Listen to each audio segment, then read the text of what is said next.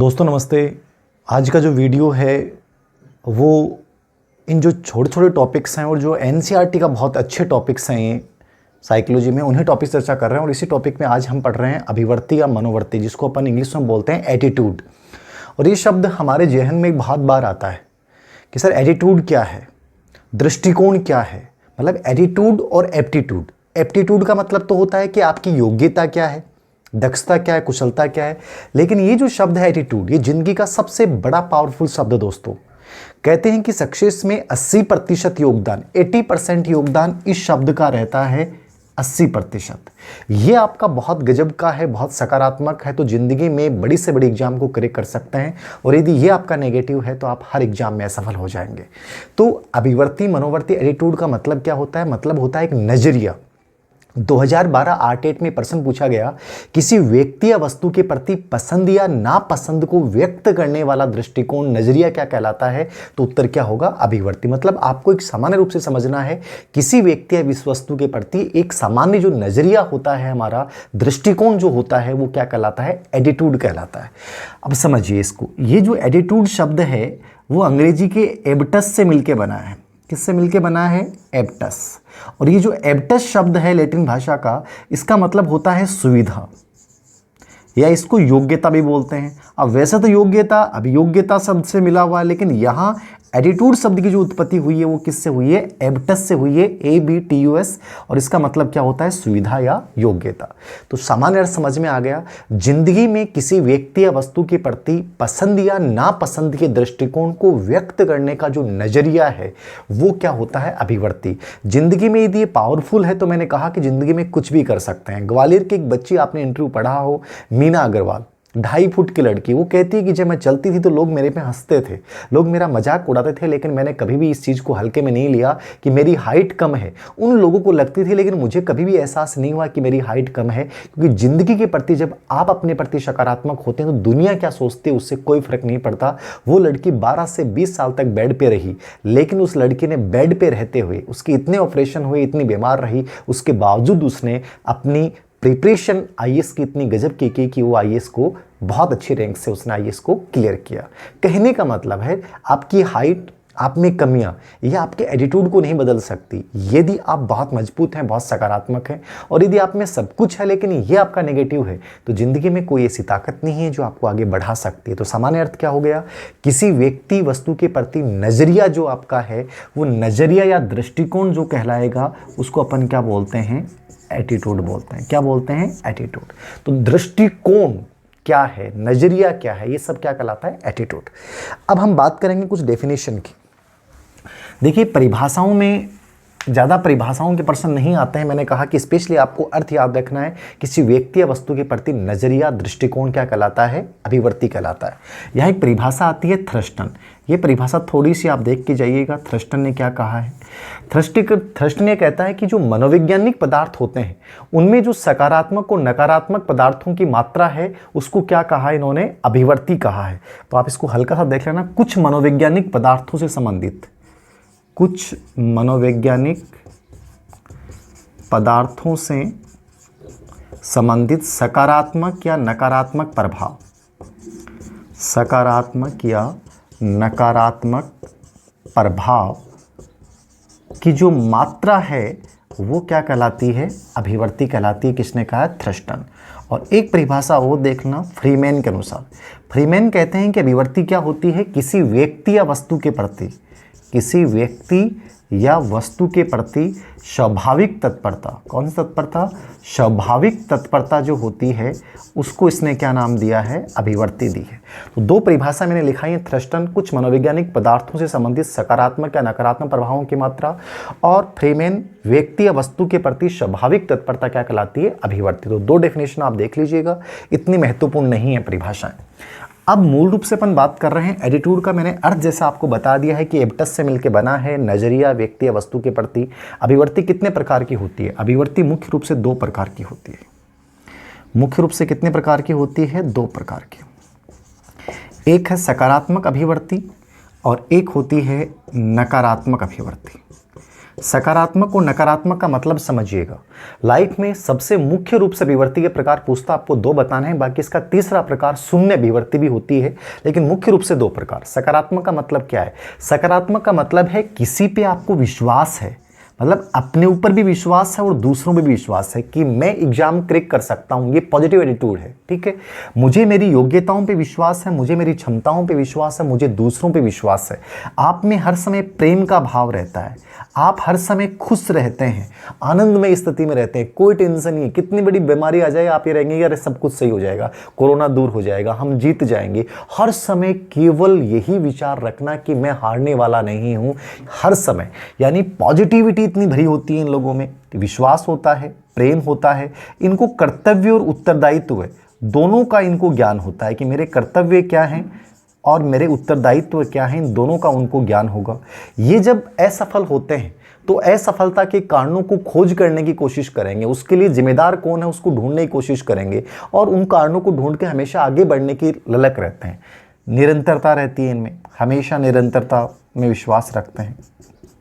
तो विश्वास होता है, प्रेम का भाव होता है, कर्तव्य उत्तरदायित्व का बोध होता है, निरंतरता की भावना पाई जाती है, हमेशा आगे बढ़ने की ललक रहती है। आई कैन डू इट वाला भाव जो है वो सकारात्मक है। ये जो आप दूसरी साइड में देख रहे हैं नकारात्मक अभिव्यक्ति, ये लोग क्या करते हैं अपनी कमियों को गिनाते हैं। आप में से बहुत से स्टूडेंट के मैसेज आते हैं, सर मेरे सामने तो हालात ऐसे हैं, हम तो हाउस वाइफ हैं, कैसे कर पाएंगे, परीक्षा का सर 3 महीने टाइम बचा है, सर अब तो हमारे पास किताबें ही नहीं हैं, अब किताब कहाँ से लेके आएँ। ये लोग किताबें नहीं है, अरे हो जाएगा, नेट से डाउनलोड कर लेंगे, अरे उससे मंगा लेंगे, उससे केमिस्कैनर से फोटो खींच के मंगवा लेंगे। मतलब हर चीज़ का पॉजिटिविटी के साथ इस्तेमाल करना। ये किताब ही नहीं है कैसे पढ़ें, लाइट ही नहीं आती कैसे करें, अलग से रूम ही नहीं है कैसे करें, रूटीन नहीं बनता है कैसे करें, पढ़ाई नहीं होती है कैसे करें, मैं तो बहुत गरीब परिवार से हूँ कैसे करूँ, मुझे तो खेत में काम करना पड़ता है कैसे करूँ, मुझे तो घर का काम करना पड़ता है कैसे करूँ। मतलब इतना नेगेटिव एटीट्यूड होता है इन लोगों का, अपनी कमियों की ओर ध्यान देते हैं और ये अपने सकारात्मक पक्ष की ओर ध्यान देते हैं। चाहे इनके पास कितनी भी नेगेटिविटी हो लेकिन फिर भी उसमें पॉजिटिविटी ढूंढ लेते हैं। ये समस्याओं का रोना रोते हैं, ये समाधान निकालते हैं। ये कहते हैं आई कैन डू इट, ये कहते हैं मैं कुछ नहीं कर सकता। ये कहते हैं कि मैं सफल हो जाऊंगा, ये कहते हैं कि नहीं लास्ट टाइम में मेरे साथ तो धोखा होगा, मैं तो फिर 2 या 3 नंबर से रह जाऊंगा। ये नेगेटिव एटीट्यूड है। तो जिनमें अविश्वास है, क्या है जिनमें अविश्वास है, जिनमें नफरत का भाव रहता है, दूसरों से अजीब समूह बना के रहते हैं, किसी से बातें नहीं करते, डरे डरे रहते हैं, भयग्रस्त रहते हैं, भय की भावना है, अविश्वास है, नफरत है, दूर भागते हैं सबसे, हर चीज से दूर भागते हैं। ठीक है, उत्तरदायित्व से दूर भागेंगे, कर्तव्य से दूर भागेंगे। तो जिंदगी में जो रोना रोते हैं हर समय वो नकारात्मक विवर्ती हो। जिंदगी में जो हर समय हौसलों के साथ, दृढ़ निश्चय के साथ खड़े रहते हैं, चाहे परिस्थितियां कितनी भी बेकार क्यों नहीं हो, फिर भी ये लोग सोचेंगे कि सब अच्छा होगा, हम जीत जाएंगे, मैं जीत जाऊंगा, मेरी लाइफ में बहुत अच्छा होने वाला है। तो ये आपका एटीट्यूड कौन सा है? पॉजिटिव एटीट्यूड है। तो ये आपको तय करना है कि आप में पॉजिटिव है नेगेटिव। ये जिस बच्चे में आ गया वो जिंदगी में बहुत आगे जाता है, और ये जिस बच्चे ने डेवलप कर लिया, और ये डेवलप किससे होता है? आसपास के लोगों से होता है, हमारे विचारों से होता है, हमारे साहचर्य से होता है। तो इसलिए मैंने पहले भी आपको कहा है कि बहुत पॉजिटिव लोगों के संपर्क में रहिए, आप पॉजिटिव बन जाएंगे, नेगेटिव लोगों के संपर्क में रहेंगे, नेगेटिव बन जाएंगे। तो ये तो 2 मुख्य प्रकार हैं अभिव्यक्ति के, पॉजिटिव और नेगेटिव। एक शून्य अभिव्यक्ति होती है। शून्य अभिव्यक्ति का मतलब ये होता है ना तो सकारात्मक होता है और ना ही क्या होता है, नकारात्मक। उसको अपन क्या बोलते हैं? जीरो एटीट्यूड, ना पॉजिटिव ना नेगेटिव। ये बहुत कम लोगों में पाई जाती है। इसके अलावा अब अपन बात करते हैं अभिव्यक्ति की विशेषताओं की, कुछ गौण प्रकारों की चर्चा करते हैं। तो मुख्य प्रकार थे। गौण प्रकार क्या होते हैं अभिव्यक्ति के? देखिए, गौण प्रकार 2 प्रकार के होते हैं। एक सामान्य अभिव्यक्ति होती है और एक होती है विशिष्ट अभिव्यक्ति। सामान्य और विशिष्ट का मतलब क्या है? देखिए, सामान्य अभिव्यक्ति का मतलब होता है सभी के प्रति एक दृष्टिकोण। वो प्रेम का भी हो सकता है, वो घृणा का भी हो सकता है। ठीक है, सभी के प्रति एक दृष्टिकोण। मैं भारतवर्ष की सभी माताओं के प्रति श्रद्धा रखता हूँ, ये सामान्य दृष्टिकोण है। मैं भारतवर्ष की सभी बहनों से प्रेम करता हूँ, ये सामान्य अभिव्यक्ति है। विशिष्ट का मतलब है व्यक्ति विशेष के प्रति। मैं अपनी माँ के प्रति श्रद्धा का भाव रखता हूँ, या मैं किसी उस व्यक्ति से नफरत करता हूँ, तो व्यक्ति के प्रति प्रेम या घृणा का जो भाव होगा वो क्या कहलाएगा? विशिष्ट अभिव्यक्ति। और सभी के प्रति प्रेम या नफरत का भाव है वो क्या कहलाएगी? आपकी सामान्य अभिव्यक्ति। ये इसके गौण प्रकार माने गए, सामान्य और विशिष्ट अभिव्यक्ति। तो ये तो प्रकारों की चर्चा हो गई। अब हम बात करेंगे अभिव्यक्ति की विशेषताएं। एटीट्यूड की क्या क्या विशेषताएं होती हैं दोस्तों। तो अभिवर्ती की विशेषताओं की चर्चा कर रहा हूँ। सबसे इंपॉर्टेंट पर्सन ये आता है कि अभिवर्ती जन्मजात होगी या अर्जित होगी, रुचि क्या है, अभियोग्यता क्या है, अभिवर्ती क्या है। तो अभिवर्ती जो एटीट्यूड होता है वो याद रखना हम जन्म के साथ नहीं लेके आते हैं। लोगों के साथ जब व्यवहार करेंगे, लोग हमें बताएंगे, तब हमें पता चलेगा कि आदमी अच्छा है कि खराब है। तो अभिवर्ती हमेशा अनुभव के आधार पर क्या होती है, अर्जित होती है। याद रखना क्या होती है, अनुभव के आधार पर अर्जित। तो ये अर्जित भाव याद रखिएगा कि एटीट्यूड क्या है, हम बाद में सीखते हैं लोगों के व्यवहार से, तो ये अर्जित होती है, याद रखना। 2 नंबर पे अभिवर्ती स्थायी स्थिर होगी या परिवर्तनशील होगी। ये स्थिर नहीं होती है, अपितु क्या होती है, परिवर्तनशील होती है। आज जिसके प्रति आप पॉजिटिव सोचते हैं, हो सकता है कल उससे नेगेटिव सोचने लग जाएं। आज जिससे प्रेम करते हैं, कल उससे नफरत करना शुरू कर दें। तो पॉजिटिव भी हो सकता है और नेगेटिव भी हो सकता है। परिवर्तनशील होती है। अभिवर्ती पक्ष या विपक्ष 2 दिशाओं में व्यक्त की जाती है। आप किसी को पसंद भी कर सकते हैं, किसी को नफरत भी कर सकते हैं। तो पक्ष विपक्ष 2 दिशाओं में व्यक्त की जाती है। अभिवर्ती का संबंध स्पेशली आपके सवेंगों से होता है। आपके जैसे इमोशंस होते हैं, आपका एटीट्यूड वैसा ही बन जाएगा। इसलिए जब जितने व्यक्ति में सकारात्मक सवेंग होंगे उसमें एटीट्यूड पॉजिटिव होगा, और जिसमें नकारात्मक सवेंग ज़्यादा होंगे उसका एटीट्यूड नेगेटिव होगा। तो सवेंगों से इसका मुख्य रूप से संबंध होता है।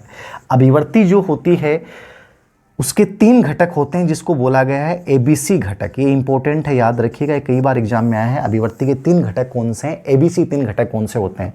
ज्ञानात्मक, कोई चीज़ का ज्ञान होगा उसके साथ व्यवहार करेंगे, संज्ञानात्मक घटक बोल सकते हैं। भावात्मक, हमारे इमोशन सवेंग क्या हैं। और क्रियात्मक या व्यवहारात्मक।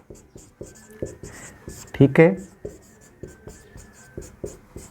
ये 3 इसके पक्ष होते हैं, ज्ञानात्मक, भावात्मक, क्रियात्मक या व्यवहारात्मक। ये अभिवर्ती के एबीसी घटक बोले जाते हैं। सबसे इंपॉर्टेंट बिंदु है, ये प्रश्न आया हुआ है तो इसको याद रखना। एक तो अनुभव के आधार पर अर्जित, एक ज्ञानात्मक, भावात्मक, क्रियात्मक घटक। अभिवर्ती सदैव क्या होती है, परिवर्तनशील होती है। 5 नंबर पे अपन देखेंगे, अभिवर्ती पर वातावरण का बहुत ज़्यादा प्रभाव पड़ता है। क्योंकि अर्जित है इसलिए वंशानुक्रम का कोई प्रभाव नहीं पड़ेगा। अभिवर्ती पे किसका प्रभाव पड़ेगा, वातावरण का प्रभाव पड़ेगा। तो वातावरण सबसे अधिक प्रभावित किसको करता है, एटीट्यूड को। इसलिए जितना संभव हो सके अच्छे लोगों के बीच में रहिए, घर का वातावरण बहुत अच्छा बना के रखिए, अच्छे दोस्त बनाइए, अच्छे टीचर्स के संपर्क में रहिए। आप जिंदगी में अपने आप बदलना शुरू हो जाएगी अपने लाइफ। और यदि नेगेटिव लोगों के संपर्क में रहोगे तो नेगेटिविटी आने लग जाएगी। तो वातावरण का बहुत ज़्यादा प्रभाव पड़ता है। अभिवर्ती में विचार और विश्वास। अभिवर्ती का संबंध किससे है, विचार से, विश्वास से और मूल्यों से होता है। ये अभिवर्ती की बहुत महत्वपूर्ण चीज़ें हैं कि अभिवर्ती में क्या शामिल होता है, आपके विचार, आपका विश्वास कैसा है और मूल्य आपके कैसे हैं। हमारी संस्कृति जो है हमें प्रभावित करती है। तो विचार, विश्वास और मूल्यों का संबंध किससे होता है, अभिवर्ती से। एक शब्द आता है पूर्वाग्रह, आप कई बार सुनते हैं। पूर्वाग्रह क्या है, पूर्वाग्रह और रूढ़ धारणा, ये दोनों क्या है, अभिवर्ती के नकारात्मक रूप होते हैं। याद रखना, किसी के प्रति पहले से ही बना लेना है, वो आदमी तो ऐसा है, वो आदमी तो बेकार है, वो घटिया है, तो ऐसे नकारात्मक विचार पहले से बना लेना है, पूर्वाग्रह है, रूढ़ धारणा है। ये अभिवर्ती का कौन सा रूप होता है, ये नकारात्मक रूप होता है। कौन सा रूप होता है, नकारात्मक रूप होता है, याद रखना। उसके बाद अभिवर्ती पे किस चीज़ का प्रभाव पड़ता है, सिर्फ वातावरण का प्रभाव पड़ेगा। और वातावरण में भी आप 2-3 चीज़ याद रखना। एक तो हमारे जो विकास के जितने भी पहलू हैं, चाहे हमारा शारीरिक विकास हो, चाहे हमारा मानसिक विकास हो, चाहे हमारा संवेगात्मक विकास हो, चाहे हमारा सामाजिक विकास हो, चाहे हमारा नैतिक विकास हो, ये सब विकास जो हैं वो आपके अभिवर्ती को प्रभावित करते हैं। शारीरिक, मानसिक, सामाजिक। एक आपका घर परिवार का जो वातावरण है, एक विद्यालय और एक समूह है, ग्रुप, ये सब आपके अभिवर्ती को निर्धारित करते हैं। तो ये सब चीज़ें इस अभिवर्ती की विशेषताएं होगी, याद रखना। स्पेशली आप 3 से 4 बातें याद रखना। अभिवर्ती अनुभव के आधार पर अर्जित, परिवर्तनशील। अभिवर्ती के 3 घटक, ज्ञानात्मक, भावात्मक और व्यवहारात्मक, जिनको एबीसी घटक कहा जाता है, ये जरूर याद रखिएगा और इसका अर्थ जरूर याद रखना। अब हम बात करेंगे अभिवर्ती के 4 पक्ष। अभिवर्ती के 4 पक्ष माने गए हैं। इन पे कोई प्रश्न नहीं पूछा गया, लेकिन एनसीईआरटी बुक्स जो हैं उनमें बहुत अच्छे से इनको व्याख्या की गई। ये जो टॉपिक पढ़ा रहा हूँ मैं, ये सब एनसीईआरटी का बहुत महत्वपूर्ण पार्ट है, इसलिए आपको इनको अच्छे से देख के जाना है। तो अभिवर्ती के 4 पक्ष होते हैं। कितने पक्ष होते हैं, 4 पक्ष। पहला पक्ष बताया गया है इसका कर्षण शक्ति। कर्षण शक्ति क्या है? कर्षण शक्ति का मतलब यहाँ ही लिया गया है सकारात्मकता या नकारात्मकता से। तो अभिवर्ती का पहला पक्ष है, या तो आप सकारात्मक होंगे किसी चीज़ के प्रति, या आप क्या होंगे, नकारात्मक। इसको इन्होंने क्या नाम दिया है? कर्षण शक्ति नाम दिया है, ठीक है ना। वेलेंस, विजिलेंस, कर्षण शक्ति, यानी आप किसी से पॉजिटिव भी हो सकते हैं और किसी के प्रति नेगेटिव भी हो सकते हैं। ये तो आपका पहला पक्ष हो गया। दूसरा पक्ष होता है इसका चरम सीमा। चरम सीमा का मतलब यहां ही लिया गया है कि ये जो सकारात्मकता है, नकारात्मकता है, किस सीमा तक है, यानी आप कितने सकारात्मक हैं और कितने आप नकारात्मक हैं, कितने पॉजिटिव और कितने आप नेगेटिव। तो कितने सकारात्मक कितने नकारात्मक है, इसको इन्होंने क्या नाम दिया है? चरम सीमा। दूसरा पक्ष होता है। तीसरा पक्ष होता है इसकी सरलता व जटिलता। सरलता व जटिलता।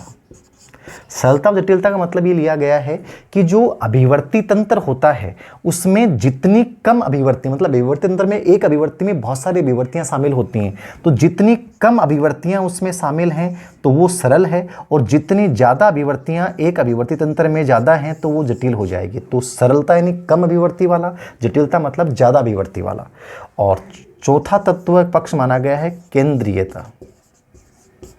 केंद्रीयता का मतलब है अभिवर्ती तंत्र में कोई एक पक्ष ऐसा होता है या एक अभिवर्ती ऐसी होती है जो पावरफुल होती है, बाकी अन्य अभिवर्तियों को वो कंट्रोल करती है। इसको अपन क्या बोलते हैं? केंद्रीयता।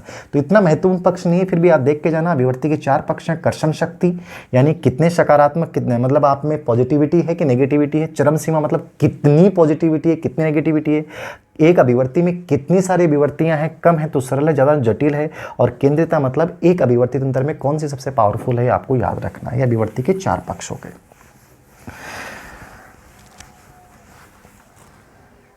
अब थोड़ा सा अपन चर्चा करें कि इसके अभिवर्ती का रुचि हमने पहले पढ़ा है, अभियोग्य थोड़ा सा पढ़ा, तो थोड़ा सा दिमाग में रहना चाहिए रुचि और अभिवर्ती में कोई संबंध है क्या। तो देखिए रुचि जो होती है वो हमेशा क्या होती है? सकारात्मक होती है, पॉजिटिव होती है। और अभिवर्ती पॉजिटिव भी हो सकती है और नेगेटिव भी हो सकती है। तो ये दोनों में अंतर हो गया, लेकिन दोनों पॉजिटिव भी हैं, सकारात्मक संबंध भी है, क्योंकि रुचि भी अर्जित होती है और अभिवर्ती भी स्पेशली क्या होती है? अर्जित होती है। तो ये में सकारात्मक संबंध भी है, और रुचि अभिवर्ती, जहाँ रुचि होगी वहाँ अभिवर्ती जल्दी पॉजिटिव बन जाएगी, इसलिए पॉजिटिव संबंध भी है। और अंतर ये हो जाएगा कि रुचि हमेशा केवल सकारात्मक होती है और अभिवर्ती क्या होती है? पॉजिटिव भी हो सकती है और नेगेटिव भी हो सकती है। थोड़ा सा याद रखना। अभियोग्यता अभिक्षमता मतलब वो अभियोग्यता अभिक्षमता में स्पेशली जन्मजात भी ज़्यादा जन्मजात मानी गई है और वो अर्जित भी होती है। और अभिवर्ती केवल जो होती है वो क्या होती है? अर्जित होती है। वो आपकी विशिष्ट योग्यता है, आप में कोई प्रवीणता कुशलता, वो अभियोग्यता है, आपका एप्टीट्यूड है। लेकिन ये कहता है कि चाहे आप में कोई भी योग्यता नहीं है, लेकिन मुझे ये विश्वास है कि मैं कर लूँगा, मैं कर लूँगा, मैं कर जाऊँगा, मैं सफल बन जाऊँगा, ये मेरा एटीट्यूड है। लेकिन आपको उस कार्य करने की विशेष योग्यता है, वो आपकी अभियोग्यता है। तो ज़्यादा पावरफुल किसको माना गया है? अभिवर्ती को माना गया है। अब हम बात करेंगे अभिवर्ती के परिवर्तन के ऊपर। एक बिंदु आता है अभिवर्ती परिवर्तन संभव है क्या? तो अभिवर्ती परिवर्तन संभव है, या अभिवर्ती का निर्माण कैसे होता है और परिवर्तन कैसे होता है, याद रखना। तो अभिवर्ती निर्माण की कुछ तकनीक हैं। कौन कौन सी तकनीक होती हैं? एक तो साहचर्य। आप एटीट्यूड को पॉजिटिव बना सकते हो किसके द्वारा? साहचर्य के द्वारा। साहचर्य मतलब ऐसे लोगों को फॉलो कीजिए जिनमें बहुत ऊर्जा भरी पड़ी है, जो बहुत ज़्यादा पॉजिटिव हैं, जो हर नेगेटिविटी में पॉजिटिविटी ढूंढ लेते हैं, उनमें क्या है? साहचर्य। तो ऐसे लोगों का साहचर्य करके हम एटीट्यूड को बदल सकते हैं। एक होता है पुरस्कार व दंड। पुरस्कार भी प्रभावित करता है। अच्छे कार्य के लिए पुरस्कार मिला तो हम उस चीज़ को बार बार करेंगे, पॉजिटिव बन गए। और यदि किसी कार्य के लिए दंड बन जाता तो उस कार्य को अपन दोबारा नहीं करते। तो ये भी पुरस्कार और दंड भी अभिवर्ती निर्माण में योगदान देते हैं। तीसरा प्रतिरूपण। प्रतिरूपण जानते हैं? प्रतिरूपण का मतलब है दूसरों का ऑब्जर्वेशन करना, प्रेक्षण करना। दूसरे लोग क्या करते हैं, दूसरे लोगों के विचार क्या हैं, तो उनका प्रभाव भी हमारे अभिवर्ती निर्माण में पड़ता है। तो इसको बोलते हैं प्रतिरूपण की तकनीक। इसके अलावा समूह है, ठीक है, संस्कृति, ये सब जो हैं वो हमारे अभिवर्ती निर्माण में क्या देते हैं? योगदान देते हैं। तो ये थोड़ा सा माइंड में रखना। अभिवर्ती निर्माण में साहचर्य का, पुरस्कार का, दंड का, प्रतिरूपण का, प्रेक्षण का, समूह है, संस्कृति का, इन सब का अभिवर्ती के ऊपर प्रभाव पड़ता है। अभिवर्ती निर्माण में इनका योगदान होता है। अब एक छोटा सा बिंदु बता रहा हूँ, ये स्पेशली एनसीईआरटी की जो साइकोलॉजी की किताबें हैं उनमें बहुत अच्छे से इनकी व्याख्या की गई है कि अभिवर्ती जो है उसके निर्माण के परिवर्तन के कुछ सिद्धांत दिए गए हैं। अभिवर्ती परिवर्तन के कुछ सिद्धांत। तो अभिवर्ती परिवर्तन कैसे हो सकता है, तो अभिवर्ती परिवर्तन पे क्या है थोड़ा सा समझना है शॉर्ट में। अभिवर्ती परिवर्तन पे एक दृष्टिकोण आता है POX। तो आपको यहाँ ज़्यादा याद नहीं रखना है, ठीक है। ये दिया था फ्रीटेज हाइडर ने, आप सिर्फ नाम देख जाना। POX ये अभिवर्ती परिवर्तन का एक सिद्धांत है। P का मतलब होता है व्यक्ति, ठीक है। O का मतलब होता है अन्य, दूसरा, अदर। X का मतलब होता है सब्जेक्ट यानी विषय वस्तु। तो POX सिद्धांत किसने दिया है, फ्रीटेज हाइडर ने दिया है। और इसका मतलब ये कि जब इन तीनों में असंतुलन होता है, क्या होता है, असंतुलन, जैसे इन तीनों में असंतुलन हो जाएगा आपके अभिवर्ती जो है वो परिवर्तित हो जाएगी। तो आपको केवल इतना याद रखना है, POX सिद्धांत किसने दिया है, फ्रीटेज हाइडर ने। P का मतलब व्यक्ति, O का मतलब अन्य, X का मतलब विषय वस्तु। इन तीनों में परिवर्तन होते हुए, असंतुलन होते हुए आपके अभिवर्ती बदल जाएगी। दूसरा सिद्धांत जो आता है इसमें वो आता है, ये ज़्यादा महत्वपूर्ण माना गया है, इसको बोलते हैं संज्ञानात्मक विसंवादिता का सिद्धांत। संज्ञानात्मक, ये थोड़ा सा आप देख के जाइएगा, ये इंपॉर्टेंट चीज़ है। संज्ञानात्मक विसंवादिता, संज्ञानात्मक विसंवादिता का सिद्धांत ये क्या है, ये थोड़ा सा आपको अच्छे से देख के जाना। संज्ञानात्मक विसंवादिता का सिद्धांत लियान फेस्टिंजर, लियान फेस्टिंजर, समझिएगा। आप इतना भी नाम देखेंगे तो बहुत है। इसका मतलब क्या है, संज्ञानात्मक विसंवादिता मतलब ये कहता है कि जो संज्ञानात्मक रूप से जो घटनाएं हैं वो तार्किक रूप से समान होनी चाहिए। जैसे दो घटनाएं संज्ञानात्मक तार्किक कांड बता रहे हैं, शराब पीना मेरे फेफड़ों के लिए, शरीर के लिए हानिकारक है, ये पहला लॉजिक हो गया। दूसरा, मैं तो शराब पीता हूं। अब ये दोनों क्या हो गए, विरोधी हो गए। तो ये कहता है संवादिता होनी चाहिए, मतलब वो समान होने चाहिए। यदि एक अलग है तो दूसरा बदलेगा।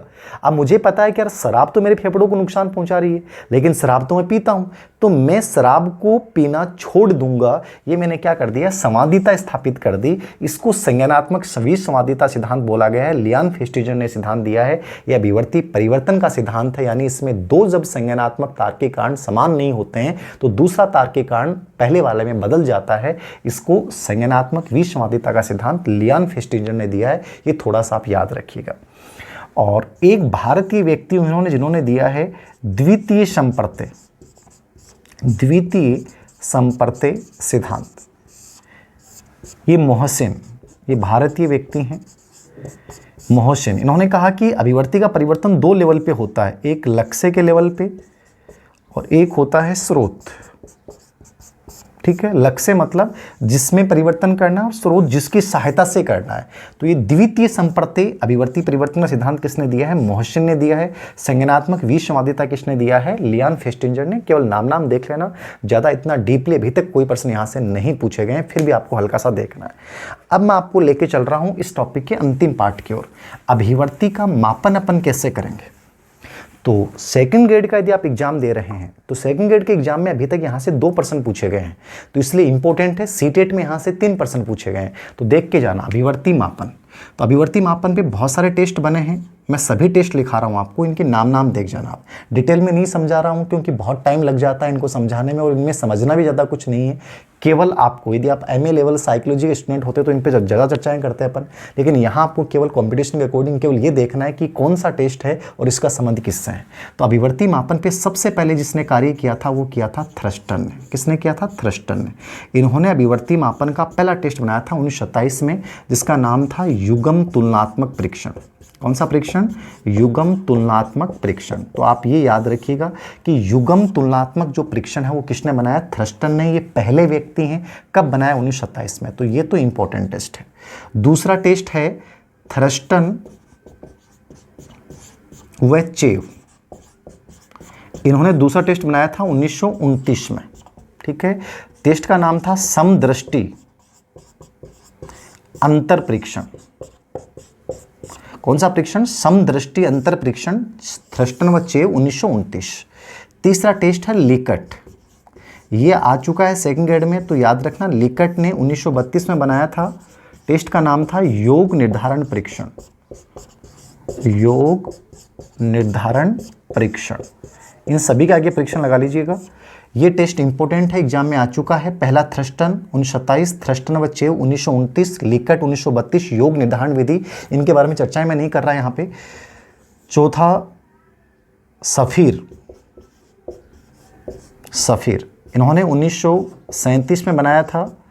टेस्ट का नाम था क्रमबद्ध अंतर विधि, क्रमबद्ध अंतर विधि। पांचवा गटमेन 1945, टेस्ट का नाम था स्केलोग्राम। इन पे चर्चा करूंगा तो टाइम लग जाएगा, इसलिए मैं ज़्यादा इनके बारे में बता नहीं रहा हूँ आप लोगों को। गटमेन 1945 स्केलोग्राम विधि। तो ये 5 टेस्ट आप देख लीजिएगा। थ्रस्टन 1927 युगम तुलनात्मक, थ्रस्टन 6 1929 समदृष्टि अंतर, लिकट 1932 योग निर्धारण परीक्षण, सफ़ीर 1937 क्रमबद्ध अंतर विधि, गटमैन 1945 स्केलोग्राम विधि। ये 5 तो प्रारंभिक टेस्ट हैं। 4 टेस्ट और लिखा रहा हूं मैं, 3 टेस्ट और लिखा रहा हूं।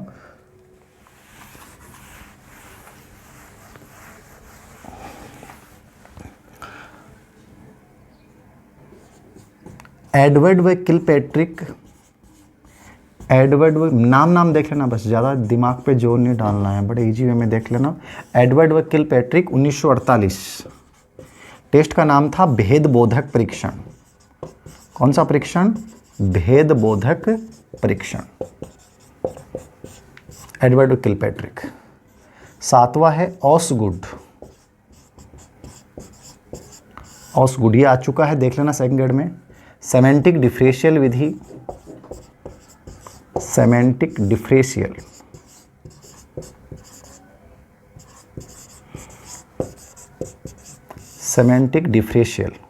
ये 1952 में बनाया था सेमेंटिक डिफरेंशियल। और लास्ट में देख लेंगे बोगार्ड्स, ये भी सेकंड ग्रेड एग्जाम में आ चुका है, बोगार्ड्स 1953, सामाजिक अंतर विधि, सामाजिक अंतर विधि। मैंने केवल इनके नाम लिखाए हैं क्योंकि समझाऊं तो बहुत टाइम लग जाए और इस टॉपिक पे इतना टाइम देना गलत होगा, इसलिए केवल इनके नाम देख लीजिएगा। आपको इनके केवल ये देखना है कि इन 8 लोगों ने स्पेशली अभिवर्ती मापन पे कार्य किया है, केवल इनके नाम देख लीजिएगा। ज़्यादा डिटेल में आपको नहीं जानना है, जितना जानना है हमें उतना ही जानना चाहिए, क्योंकि अनावश्यक चीज़ों पे ज़्यादा समय खर्च करने लग जाएंगे तो जो महत्वपूर्ण टॉपिक हैं वो हमारे रह जाएंगे। तो इन 8 के नाम देख लीजिएगा। ये अभिवर्ती टॉपिक था, स्पेशली मैं दोबारा रिपीट कर देता हूँ। अभिवर्ती व्यक्ति या वस्तु के प्रति एक नज़रिया है। अभिवर्ती एप्टस शब्द से मिलकर बना है, जिसका मतलब योग्यता है, सुविधा है। थ्रस्टन की परिभाषा और फ्रीमैन की परिभाषा छोड़ देना चाहे। अभिवर्ती पॉजिटिव नेगेटिव मुख्य रूप से 2 प्रकार की होती है, गौण प्रकार, सामान्य और विशिष्ट अभिवर्ती। अभिवर्ती अनुभव के आधार पर अर्जित, वातावरण से प्रभावित होती है। ABC 3 घटक होते हैं, याद रखना। अभिवर्ती परिवर्तन में आप लियान फेस्टिंजर का संज्ञानात्मक विषमवादिता का सिद्धांत याद रखना, पियोक्स त्रिकोण याद रखना। अभिवर्ती के जो टेस्ट हैं उनके नाम देख लीजिएगा। ये स्पेशली आपका ये टॉपिक है एटीट्यूड, ठीक है। तो बहुत सारी चीज़ें हैं, किताब में मैंने थोड़ा सा और नई चीज़ें भी डाल रखी हैं इसमें आलपोर्ट के अनुसार, वो सिर्फ एक्स्ट्रा डाल रखी हैं। आप इतना जो मैंने बताया है वो पढ़ लीजिएगा। ये NCERT के अकॉर्डिंग भी, RBC बोर्ड के अकॉर्डिंग भी और अच्छी टेस्ट किताबों के अकॉर्डिंग ये कंप्लीट ये सब चीज़ें हैं। तो इन सब चीज़ों को आप देख लीजिएगा और आराम से पढ़िएगा। 1% यहाँ से आने की संभावनाएँ पूरी की पूरी एटीट्यूड टॉपिक से रहेगी। Thank you very much.